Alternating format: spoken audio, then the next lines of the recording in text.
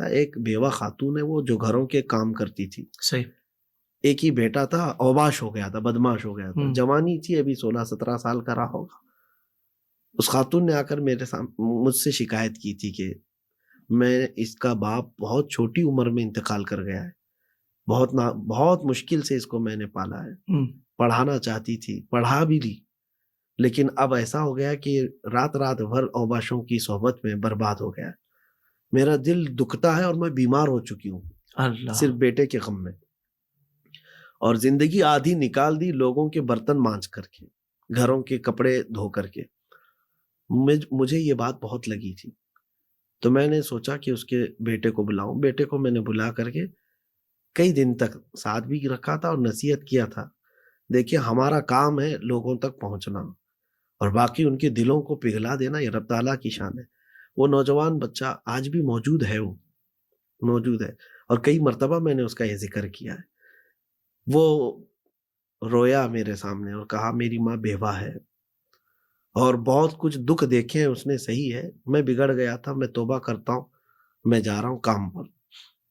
ہمارے علاقے کا بڑا شہر ہے، وہاں پر کام پر گیا، جاب لگ گئی تھی، اور بڑے چاہ کے ساتھ اس نے کام کیا. مہینہ بھر ہوا، پہلی سیلری آئی، پہلی سیلری لے کر کے وہ گھر آیا کہ ماں کو سب سے پہلے دوں گا. کہ اولاد کے سے ماں چاہتی کیا ہے کہ اس کے ہاتھوں کی کمائی کا ایک لقمہ کھا لوں. اور جب وہ پہنچا تو گھر پہنچا تو دیکھا اس کے گھر کے اطراف بھیڑ جمع ہے. لوگوں سے پوچھا تو پتا چلا رات کو اس کی ماں کا انتقال ہو چکا ہے.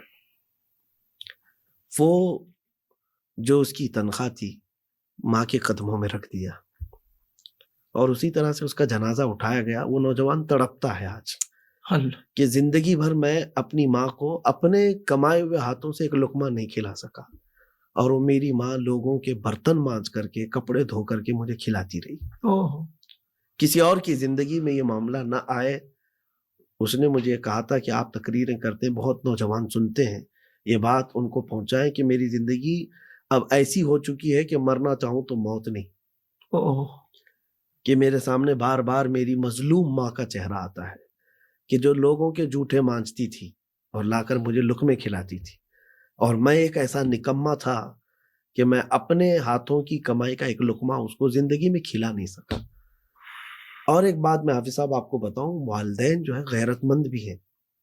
ایسے نہیں ہے کہ وہ لالچی ہیں، بھوکے ہیں کہ تم کماؤ گے تو ہی پلیں گے. یہ صرف اور صرف ان کا شوق ہے، ورنہ تو زندگی بھر کمایا ہے، کھلایا بھی ہے، اور ان کو پتا بھی ہے گھر چلانا، لیکن صرف ایک آس ہوتی ہے نا، تمنا، کہ میرے بیٹے کے ہاتھوں کی کمائی کھاؤ. واہ واہ. بس اتنا شوق ہوتا ہے. نوجوانوں سے میں یہی کہتا ہوں کہ جب تک وہ موجود ہیں ان سے جنت خرید لو. سبحان اللہ. اور ایک بہت بڑے بزرگ ہیں، فرماتے ہیں کہ انسان کی زندگی کا سب سے برا دن کب شروع ہوتا ہے پتہ ہے؟ بچے جو ہوں گے وہ غور سے سن لے میری اس بات کو.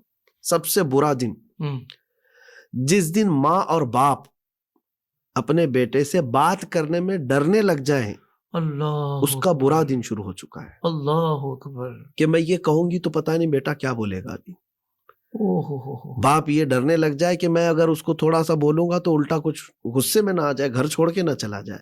ماں باپ جس دن تم سے ڈرنے لگ گئے اس دن تمہاری زندگی کا بہت برا دن شروع ہو چکا ہے. اللہ. کچھ کو ایسا لگتا ہے کہ میں ماں باپ کو ٹھنڈا کر لوں گا، ڈرا لوں گا.